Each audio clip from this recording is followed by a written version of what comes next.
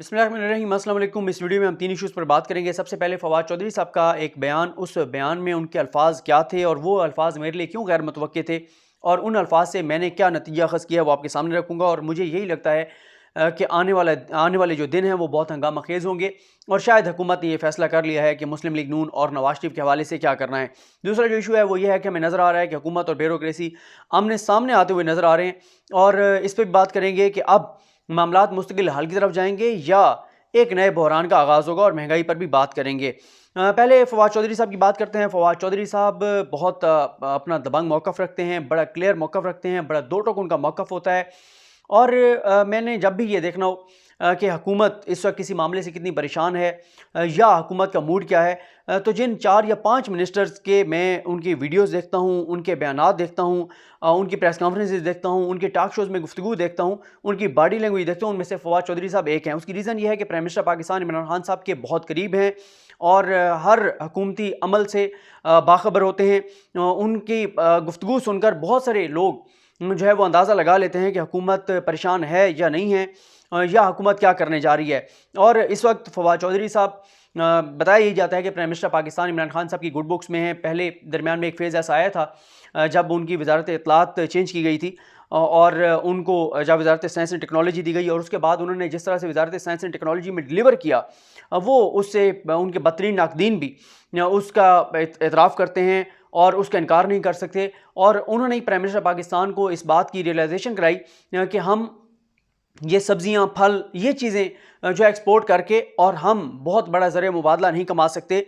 हमें आईटी को आगे लेकर जाना होगा, साइंस एंड टेक्नोलॉजी को आगे लेकर जाना होगा। हमें ऐसी चीज़ें पाकिस्तान में बनानी होंगी जिनकी एक्सपोर्ट से हम अरबों डॉलर कमा सकते हैं। बहुत सारे इनिशिएटिव उन्होंने लिए और अगर सबसे कम वक्त में सबसे ज़्यादा किसी वजारत ने इनिशिएटिव लिए हैं तो वो फवाद चौधरी साहब की वजारत है। और ये भी नज़र आ रहा है कि 3 से 5 साल लगेंगे उनके जो इनिशिएटिव्स हैं उनको पाए तकमील तक पहुंचने में या उनके सम्राट पाकिस्तान को मिलने में।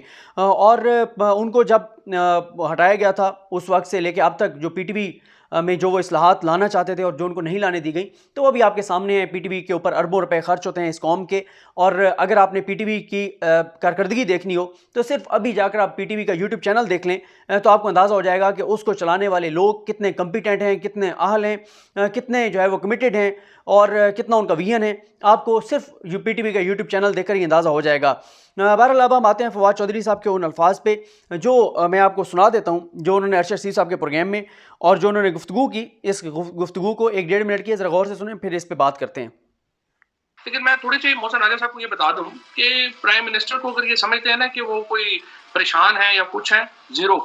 ना ही कोई इतने बड़े पहलवान है कि ये समझेंगे कि ये को ब्लैकमेल कर लेंगे या इस तरह से को फौज को जो है वो ये आंखें दिखा लेंगे या हमें दिखा लेंगे। अभी इनको हाथ ही नहीं लगे। मैं आपको बताऊं ये तो बड़ा हमारा, मैं अब क्या कहूँ, मैं तो पूरा जो है वो कह रहा था पहले साल में। करें फवाद चौधरी साहब, अगर आप इंटीरियर मिनिस्टर हो तो फिर तो पता लगे ना कि क्या कुछ हो सकता है। नहीं, बात इंटीरियर मिनिस्टर के इशू नहीं है। इशू ये है कि हमने तो सियासत ही नहीं की 2 साल। ये पीएमएलएन जो है ये 10 दिन लगे थे जब 2/3 मेजोरिटी के साथ पंजाब बैठी हुई थी, नजर नहीं आ रही थी किधर गई है। ये तो हमारे, मैं क्या इस पे बात करूं कि लोग अपना 2 साल हो गए हैं और ये लोग अब भी इंटैक्ट हैं। ये तो हमारा इतना बड़ा फेलियर है जिसकी हद नहीं है। ये अब आके जलसे कर रहे हैं और जो जेयूआई है 8 जिलों की पार्टी है और हमें आंखें दिखा रही है। और ये अपना मोहसिन राजा साहब कहते हैं कि नहीं वो पीएम ने भी कहा है जी कि उनके बारे में बातें इस तरह की बातें आके आप कर देते हैं। ना आपको जो इदारों की इज्जत का कोई ख्याल है, ना आपको पता है आर्मी चीफ क्या चीज होता है, डीजीआईएसआई क्या बला होती है, प्राइम मिनिस्टर की इज्जत क्या करती है। अब देखें, बात यह है, मैं समझता हूँ पहली बात तो यह कि मैं तो हमेशा डायलॉग का हामी हूँ। मैं समझता हूँ कि अपोजिशन के साथ हर एक के साथ जो है वो डायलॉग करने चाहिए। आपसे तो मिनिस्टर साहब डायलॉग पीटीआई से तो करने नहीं चाह रहे। नहीं, लेकिन शायद अपना अर्शद, ये डायलॉग गिरबान पकड़ के नहीं आप करा सकते। ये तो इन्होंने, मैं कहता हूं कि इनकी गलतफहमी है। अभी इनको पता नहीं है कि हुकूमत अगर आने पे आए तो इनके साथ होगा क्या। ये तो अजीब बात। हम लोग बादशाहों की तरह बैठे हुए हैं। जो आता है वज़ीर आज़म को बातें सुना के चला जाता है, आर्मी चीफ को बातें सुना के चला जाता है, डीजीआई को। ये पाकिस्तान में कभी हुआ है? अजीबोगरीब है कि जलसे हो रहे हैं, वहां पे गालियां दे रहे हैं, बकवासें हो रही हैं और बैठे हुए हैं, हुकूमत मुंह देख रही है कि हो क्या रहा है। इस तरह से तो जो गवर्नमेंट की मेरा ख्याल है रेट खराब होती है। हाँ, डायलॉग जरूर होना चाहिए, तहजीब के दायरे में होना चाहिए, तकरीम के दायरे में होना चाहिए, आइन के दायरे में होना चाहिए। ये क्या हुआ कि आप हमारे केसेस खत्म करते हैं तो हम आपके साथ बैठेंगे। आप ये एग्री करते हैं कि डायलॉग इनका एस्टेब्लिशमेंट के साथ होना चाहिए या हुकूमत के साथ होना चाहिए? अच्छा, इसमें लंबा बयान है, आगे भी इनकी गुफ्तगू है फवाद साहब की, वहाँ पे भी इन्होंने लफ्ज़ जो है वो बकवास यूज़ किया है और वो ये मान रहे हैं कि हुकूमत अगर कुछ करती तो अब तक ये इंटैक्ट ना होते और इनकी पार्टी बरकरार ना होती और इसमें से बहुत से लोग पीटीआई में शामिल हो चुके होते या फॉरवर्ड ब्लॉक बन चुका होता। या वो ये भी कह रहे हैं कि जिस तरह से आर्मी चीफ के ख़िलाफ़ ज़बान इस्तेमाल की जा रही है, जिस तरह DGISI के बारे में बातें की जा रही हैं, जैसे प्राइम मिनिस्टर के बारे में बातें की जा रही हैं, जैसे ब्लैकमेल किया जा रहा है, तो बहुत सारी अगर आप उनकी गुफ्तगू आप जाके दोबारा यूट्यूब पे सुने तो उसमें नज़र आ रहा था कि वो बहुत कुछ कहना भी चाह रहे थे और फिर उन्होंने ख़ुद को रोका भी। सही ज़ाहिर है अभी बहुत सारी बातें वो पहले तो नहीं बताएंगे कि हुकूमत क्या करने जा रही है और फिर सोर्सेज यही बता रहे हैं कि हुकूमत अब यही फ़ैसला करने जा रही है कि बजाय इसके कि आर्मी जवाब दे, हुकूमत ही इनके खिलाफ कार्रवाई करे जो चीज़ें इस वक्त हो रही हैं। और इस हवाले से मैं किसी अगली वीडियो में आपके सामने वो ट्वीट्स भी रखूँगा जिन ट्वीट्स में आपके सामने आएगा कि पेशावर में जो दहशतगर्दी का वाक़या आया उसको भी फ़ौज से के ख़िलाफ़ इस्तेमाल करने की कोशिश की गई, किन लोगों की तरफ से की गई वो भी मैं आपके सामने रखूँगा। और एक वीडियो में इस पर हम तफसील से बात कर चुके हैं कि दो ही चीज़ें हैं ना, या तो यह है कि फ़ौज बरह रास्त जवाब दे, अभी तक फ़ौज ने जवाब नहीं दिया, हो सकता है फ़ौज खुद बरह रास्त को जवाब दे, कोई उनकी प्रेस रिलीज़ आए, उनकी कोई कोर कमांडर्स कॉन्फ्रेंस का आलामिया आए, कोई DGISPR का मौक़िफ़ आए, फ़ौज की तरफ से मौक़िफ़ आए, DGISI की तरफ से मौक़िफ़ आए, जिस तरह के उनको इल्ज़ामात लग रहे हैं। दूसरा ये है कि हुकूमत को ये बात करनी चाहिए, हुकूमत को कार्रवाई करनी चाहिए। और हुकूमत ये देख रही है कि अब पहले जलसों में ये चीज़ें कर रहे थे, जलसों में इल्ज़ामात लगा रहे थे, नवाज शरीफ इल्ज़ामात लगा रहे थे, फिर कल जो इन्होंने कौमी असम्बली में किया वहाँ पे सीटियाँ और गधों और घोड़ों की आवाज़ें निकाली जा रही हैं। और फिर उसके बाद ये कहते हैं पार्लियामेंट को भी हम नहीं चलने देंगे, जलसे भी करेंगे और पाकिस्तान मुखालिफ बयानियाँ भी लाएंगे, अपने लोगों को उन स्टेज के ऊपर से उनको खड़ा करके और उनको कहेंगे कि बलूचिस्तान की आज़ादी का भी नारा लगाओ। और उसके बाद फ़ौज के जवानों को भी उनकी क़यादत के ख़िलाफ़ करने की कोशिश करेंगे, उसके बाद एहतसाब के ऊपर भी दबाव डालेंगे। तो ये सारी चीज़ें, और फिर सबसे ज़्यादा मैं आपको बता रहा हूँ कि जो इन्होंने ये जो अभी पेशावर में जो दहशतगर्दी का वाक़या हुआ उसके ऊपर जो इन्होंने फ़ौज को इल्ज़ाम दिया कि क्योंकि फ़ौज की तवज्जो जो है वो कहीं और है तो इसलिए ये दहशतगर्दी के वाक़यात हो रहे हैं। तो ये सारी चीज़ें ये बहुत ख़तरनाक हैं और हुकूमत के लिए अब ये नागुज़ीर हो चुका है कि नून लीग के ख़िलाफ़ कार्रवाई की जाए और देखा जाए कि इनमें से कौन से लोग हैं जो पाकिस्तान के इदारों के साथ हैं। इदारों से मुराद ये नहीं है कि आप कोई जो है वो इदारों के अगर जो है वो गैर कानूनी और गैर आइनी तौर पे मुदाखलत है तो आप उसको बर्दाश्त करें, लेकिन ये इस तरह से नहीं चल सकता जिस तरह से नवाज शरीफ जिस बयानिए पर उतर आए हैं और जो उनके अल्फाज हैं, जो उनके इल्ज़ामात हैं और जिस तरह से वो पाकिस्तान के अंदर तमाम चीज़ों का इल्ज़ाम जो है वो पाकिस्तान की फ़ौज पर डाल रहे हैं, तो ये चीज़ें नहीं चल सकती। और ये जो मैंने आपको बताया कि मेरे लिए गैर मुतवक्किल अल्फाज हैं फवाद साहब के कि उन्होंने कहा कि ये बकवास कर रहे हैं और ये ब्लैकमेल कर रहे हैं और ये सारी चीज़ें, तो लगता ये है कि बड़े एक्शन की तैयारियां हो रही हैं। हुकूमत इक़दाम करेगी और डेफिनेटली वो आइन और कानून के मुताबिक इक़दाम होंगे और बहुत सख्त जो है वो इक़दाम होंगे। दूसरे मामले पे आते हैं और वो मामला ये है कि महंगाई के मामले पर हुकूमत और हुकूमती वज़ीर और ब्यूरोक्रेसी जो है वो आमने सामने नज़र आते हैं। अब यहाँ से दो चीज़ें हैं। पहली चीज़ तो ये है कि 100% ब्यूरोक्रेसी ज़िम्मेदार है। तो मैं तो अपनी कई वीडियोज़ में ये बात कह चुका हूँ कि बिल्कुल मेरे नज़दीक जो है वो 100% जो है वो ब्यूरोक्रेसी ज़िम्मेदार है। उसकी रीज़न क्या है? और वज़ीरों पे भी आते हैं, ये नहीं है कि आप वज़ीरों को बरी ज़िम्मा करार दे दें। वज़ीर जिस वज़ीर की वज़ारत है उसको अगर कोई उसका सेक्रेटरी रिपोर्ट दे रहा है, उसको अगर कोई ब्यूरोक्रेट रिपोर्ट दे रहा है तो उसका पहले उसका काम है कि वो उसको चेक करता है, वो उसको पढ़ता है, वो उसको क्रॉस चेक करता है, वो उसकी चीज़ें देखता है। अब यहाँ पर क्या हो रहा है कि वज़ीर जो है वो बताता है कि इतनी डिग्रियाँ जो हैं वो जाली हैं पायलट्स की, वज़ीर आगे प्रेस कॉन्फ्रेंस कर देता है। ब्यूरोक्रेसी रिपोर्ट देती है कि इतनी गंदम मौजूद है, हुकूमत गंदम एक्सपोर्ट कर देती है, बाद में पता चलता है कि इतनी गंदम मौजूद ही नहीं थी। हुकूमत फैसला करती है कि अब गंदम की शॉर्टेज हो गई है, अब जो है वो इंपोर्ट करनी है। प्राइम मिनिस्टर पाकिस्तान ऑर्डर करते हैं और ब्यूरोक्रेसी और चक्रों में पड़ी रहती है और 5 माह तक इंपोर्ट ही नहीं होती। फिर चीनी के हवाले से आप देख लें, बताया जाता है कि चीनी वाफर मिकदार में मौजूद है, एक्सपोर्ट करते हैं, एक्सपोर्ट कर दी जाती है, पता चलता है कि इतनी चीनी मौजूद ही नहीं थी। तो यहाँ पर जिम्मेदारी, पहली बड़ी जिम्मेदारी तो है ब्यूरोक्रेट्स की, ब्यूरोक्रेसी की जिम्मेदारी है। अगर पाकिस्तान की ब्यूरोक्रेसी ठीक हो जाए तो यकीन करें पाकिस्तान के 70% मसाइल हल हो सकते हैं। पाकिस्तान की ब्यूरोक्रेसी, पाकिस्तान की अदालतें अगर ठीक हो जाएं तो पाकिस्तान के तकरीबन मसाइल जो हैं वो हल हो जाएंगे। एक ब्यूरोक्रेट जो है अगर उसको वज़ीर गलत काम भी कहे वो डट जाए, वो कहे जी मैं नहीं करता, तो गलत काम नहीं होगा। जब तक किसी वज़ीर के साथ ब्यूरोक्रेट शामिल ना हो कोई भी दो नंबरी नहीं हो सकती, कोई भी फ्रॉड नहीं हो सकता, कोई भी गैर कानूनी काम नहीं हो सकता।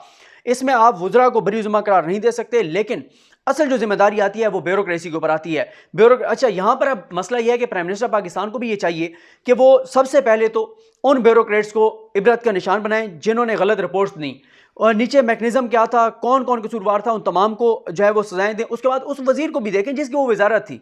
हर वजीर काम करे। यहाँ पे एक मसला ये भी है, क्योंकि तहरीक इंसाफ की मजबूरी थी, विनिंग हार्सेस को लेना था, लोगों को जो है वो दूसरी पार्टियों के लोगों को शामिल करना था। उससे नुकसान इनको ये हुआ कि बहुत सारे लोगों को मजबूरन वजारतें दी गई जो इस अहल नहीं है कि उनको वजारतें दी जा सकें। अब यहाँ पे ये सदारती निज़ाम नहीं है कि आपने जो है वो सिर्फ इमरान खान को मुंतखब कर दिया तो आगे वो सारी काबीना अपनी मर्जी के लिए आएंगे।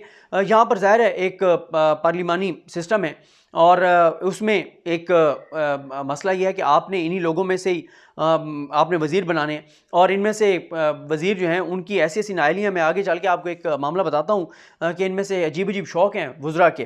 तो अब वहाँ लेकिन ब्यूरोक्रेसी कहती है जी हमारा तो कोई कसूर ही नहीं है और हमारा तो कोई मसला ही नहीं है। अब यहाँ से दो चीज़ें होंगी, या तो ये होगा कि हुकूमत अच्छे ब्यूरोक्रेट्स को तलाश करेगी जो कि मौजूद हैं, ऐसा नहीं है कि सारी ब्यूरोक्रेसी करप्ट है सारी। अब मसला है कि वो ब्यूरोक्रेट जिन्होंने साल नून लीग के साथ काम किया, पीपल्स पार्टी के साथ काम किया, यहाँ पे तो जजेस के बारे में होता है कि ये फलां पार्टी का जज है, ये फलां पार्टी का जज है, तो ये तो ब्यूरोक्रेसी तो फिर कुछ भी नहीं है उनके सामने। तो जज का जो मनसब है, जो उसका हलफ है, जो उसका ओहदा है, जो उसने फैसले करने होते हैं, वो तो आप शरई तौर पर देख लें, आप दीनी तौर पर देख लें कितना बड़ा वो मनसब है, वहाँ पर भी जजेस जिस तरह के फैसले करते हैं, ये तो फिर भी ब्यूरोक्रेसी है। तो अब या तो यह है कि हुकूमत ब्यूरोक्रेसी में देखेगी जो करप्ट ब्यूरोक्रेट हैं या जो इस हुकूमत को नाकाम करना चाहते हैं, जो पिछली हुकूमतों के साथ आज भी उनकी हमदर्दी हैं, तो या तो ये होगा कि हुकूमत उनको हटाकर और अच्छे ब्यूरोक्रेट्स को लाएगी और उनको जिम्मेदारी देगी, सिंसियर होंगे अपने साथ, इस मुल्क के साथ, इस मुल्क के अवाम के साथ, या फिर ये होगा कि ब्यूरोक्रेसी का दोबारा इत्तेहाद होगा, इकट्ठ होगा और उसके बाद फिर इस हुकूमत के लिए एक नया बहरान जन्म लेगा। ब्यूरोक्रेट मज़ीद डिले करेंगे चीज़ों को और मज़ीद हुकूमत के लिए जो है वो तबाही और बर्बादी का सामान करेंगे, और फिर उसके बाद इस हुकूमत के लिए फिर मामला जो हैं वो बहुत ही ज़्यादा ख़राब हो जाएंगे जब तक ब्यूरोक्रेट्स को। और फिर मसला हमारे यहाँ कवानीन का भी है। आज अगर आप जिस ब्यूरोक्रेट को हटाएंगे, ट्रिब्यूनल में मामला जाएगा, महकमा जाती कार्रवाई होगी, ट्रिब्यूनल में मामला जाएगा, फिर हाई कोर्ट्स में जाएगा, फिर उसके बाद सुप्रीम कोर्ट में आएगा। 10 साल लग जाते हैं एक ब्यूरोक्रेट का फैसला होते होते, और 10 साल तक वो उसको तनख्वाह देते रहेंगे, उसको आप निकाल भी नहीं सकते। ये सारी वो चीज़ें हैं जिनमें रिफॉर्म ज़रूरी हैं, जो कि रिफॉर्म ये हुकूमत नहीं कर सकी। इसलिए प्राइम मिनिस्टर को ये जो मामलात हैं महंगाई के, मैं ये बात भी कर चुका हूँ कि ये बात फवाद चौधरी साहब ने मेरे ख्याल है इमरान खान साहब के शो में ये बात कही कि 18वीं तरमीम के बाद बहुत सारे मामलात सूबाई मामलात हैं कि उन्होंने पहले गंदम ख़रीदी नहीं सिंध हुकूमत ने, और उसके बाद जब उनको कहा गया कि जो आपके पास गंदम मौजूद है वो आप रिलीज़ करना शुरू करें, उन्होंने नहीं की।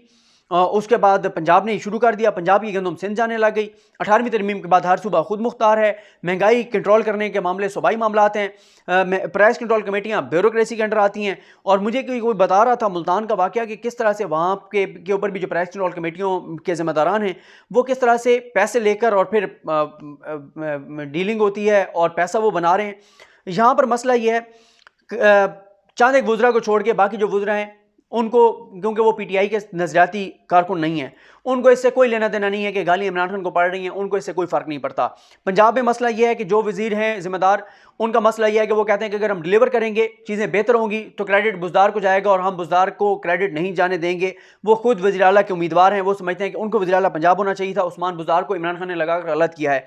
फिर ब्यूरोक्रेसी जो है उनके ऊपर कोई उस तरह का चेक नहीं है, उनको कोई पूछने वाला नहीं है, वो गलत रिपोर्ट्स देते हैं, उन रिपोर्ट्स की बुनियाद पर फैसले हो जाते हैं और उसके बाद भी उनको पकड़ा जाता।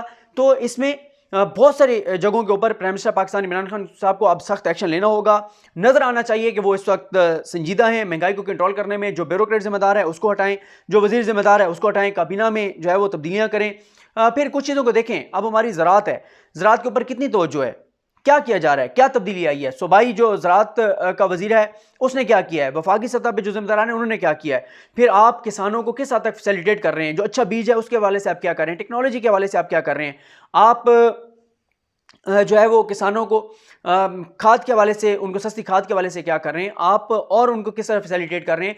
और इस हवाले से भी मैं समझता हूँ कि फवाद चौधरी साहब की ये सबसे बड़ा उनके लिए उनकी काविश होगी, कोशिश होगी, और पाकिस्तान के लिए सबसे बड़ी खिदमत ये होगी कि अगर वो जिस तरह उन्होंने कहा भी है कि चाइना के साथ उनके कुछ मुआहदे हुए हैं पाकिस्तान में ज़राअत को आगे लेकर जाने के हवाले से अगर फवाद चौधरी साहब ये भी कर देते हैं तो ये भी उनकी बहुत बड़ी खिदमत होगी, क्योंकि वो इस मामले को जो चाइना के साथ मुआहदा हुआ है उसको देख रहे हैं। उसमें मसला ये है कि अब एक किसान है, उसके पास ज़मीन मौजूद है, आप अगर उस किसान को अच्छी टेक्नोलॉजी सिखा देंगे और उसके बाद जो दीगर जो मुतलका वजारतें हैं अगर वो उसको अच्छा बीज फराम कर देंगे, उसको फैसिलिटेट करेंगे, तो वो उस 1 एकड़ से जितनी पैदावार ले रहा है उससे 2 गुना ले सकता है और उस पैदावार से ज़ाहिर है पाकिस्तान के लोगों को फ़ायदा होगा। बाकी कुछ चीज़ें तो हैं जो बस में नहीं है, क्लाइमेट चेंज है, इन चीज़ों को उसको भी रोकने के लिए जितना हम किरदार अदा कर सकते हैं, अवेयरनेस कैंपेन होनी चाहिए।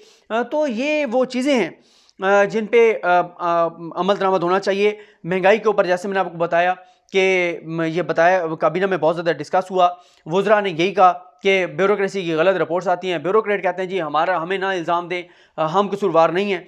तो अगर वज़ीर भी कसूरवार नहीं है, अगर ब्यूरोक्रेट भी कसूरवार नहीं है, तो फिर कौन कसूरवार है?